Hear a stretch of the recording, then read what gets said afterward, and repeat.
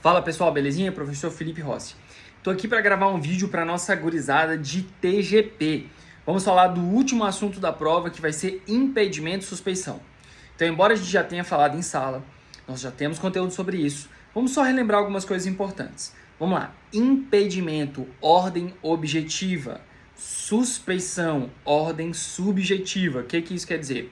Na ideia de impedimento preencheu aquele requisito, preencheu aquela hipótese de cabimento de impedimento, haverá de se reconhecer o impedimento. Deve ser reconhecido o impedimento. Como que se dá isso? Vamos lá. O impedimento pode ser feito e deve ser feito de ofício pelo magistrado, mas se eventualmente passar batido, quem pode fazer isso? As partes interessadas no processo. E quais são as hipóteses que está prevista no código? São várias, mas eu quero que tu crie a ideia do seguinte bizu. Vamos lá. Toda vez que eu pensar numa hipótese de proximidade com a demanda, onde eu tiver ali um interesse direto do magistrado ou de seus familiares até terceiro grau, eu vou pensar em hipótese de impedimento. Quer ver? Por exemplo, ele está julgando um parente. Qualquer parente, até terceiro grau, impedimento. Ele era magistrado e julgou um caso, ele foi promotor, ele foi defensor, ele atuou e agora ele é ministro. Será que ele pode julgar? Não, porque ele já participou desse julgado em outro momento. Ele foi testemunha, agora é magistrado. Pode julgar? Não. Ele foi perito. Ele pode julgar agora, depois de anos, ele passou no concurso e pegou o processo, ele pode julgar? Não. Ah, professor, mas é a minha faculdade onde eu dou aula e eu sou magistrado e ela está respondendo um processo. Posso julgar a faculdade? Também não. Então a ideia do impedimento é de ordem objetiva. Preencheu ali os requisitos, viu que ele já participou do julgamento, se ele tem interesse direto, se é o cônjuge do outro lado, se é a empresa dele do outro lado, de familiar dele, até terceiro grau, você vai lembrar que eu vou estar falando de impedimento. Professor, eu não sei contar grau. Como que conta grau? Assim, sempre que eu quiser descobrir um grau, eu vou pegar o denominador comum para descobrir. Então, olha só, eu quero descobrir o grau do meu primo. Então, eu vou achar o denominador comum. Quem é meu primo? Filho do meu tio. E meu tio é o que meu? Ele é irmão do meu pai. E aí eu tenho que achar um tronco comum. Então, ó, eu sou 0, começa sempre com 0. Eu sou 0. Meu pai é 1, meu avô é 2, aí olha o tronco comum. Meu tio é 3, meu primo é 4. Então eu sempre vou subir para descer. Então eu sempre vou achar o denominador comum e depois eu desço.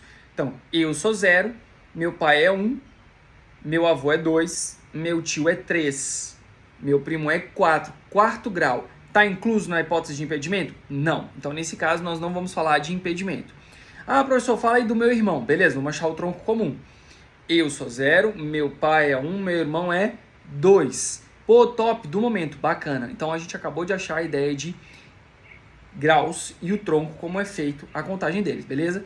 Direto, colateral. Parente por afinidade. A gente vai falar os parentes do cônjuge, beleza? Então, são por afinidade. Mesmo esquema. Agora vamos lá.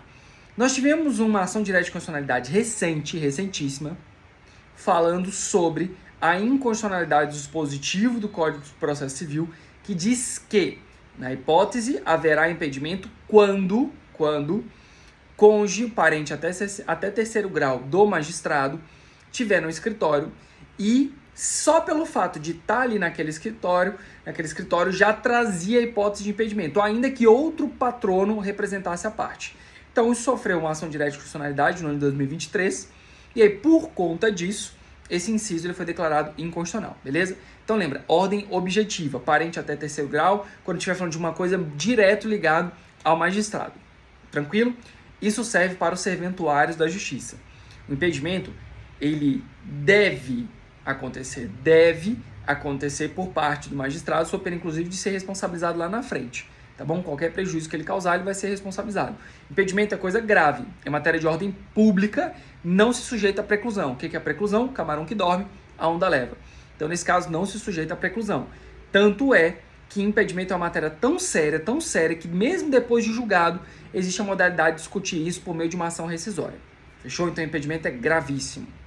Suspeição, aí já é relativa, porque eu tenho que verificar a ideia subjetiva. Qual é o grau de proximidade? Então, veja, o código vai trazer ali algumas hipóteses bem abertas, mas se é inimigo ou se é amigo íntimo, se eventualmente o magistrado está recebendo presentes das partes, se eventualmente ele guarda ali a ideia de credor, o camarada é credor ou devedor dele, Então, nesse caso, nós vamos analisar a hipótese de ter que apurar alguma coisa a mais. Só que, claro, veja bem, o código vai falar que você não pode dar causa a essas hipóteses. Por exemplo, eu vou lá e entrego os bombons, os presentes, perfumes para a magistrada, e aí depois eu falo, não, mas a excelência estava contaminada, ela recebeu meus presentes.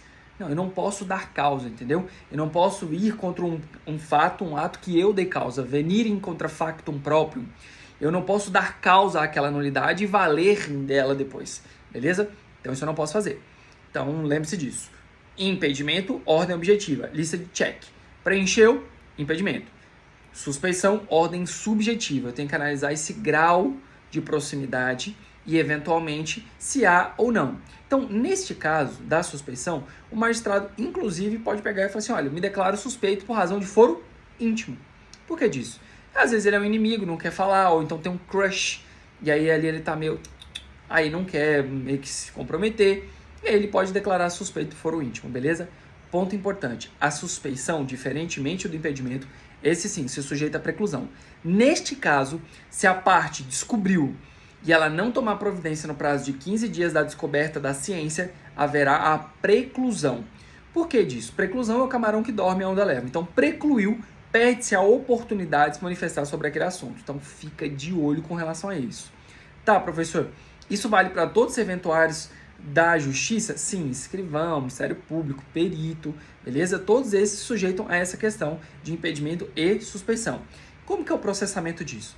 Bem, se não for de ofício, se o magistrado não se declarar, qualquer uma das partes interessadas pode atravessar uma petição, vai dar a oportunidade do magistrado se manifestar. Se ele não acatar, é instaurado um incidente, o processo fica suspenso, e aí nesse caso, se tiver alguma questão de urgência, haverá um substituto, ele fica suspenso, e aí o tribunal vai decidir sobre a existência ou não da suspeição ou impedimento. Beleza? Lembrando, se eventualmente o magistrado for declarado impedido ou suspeito e criou resistência, ele será condenado e eventualmente arcará com os prejuízos que tenha havido ao longo do processo. Beleza? Show, top, do moment. Então é isso aí, gurizada. Até a próxima, tamo junto.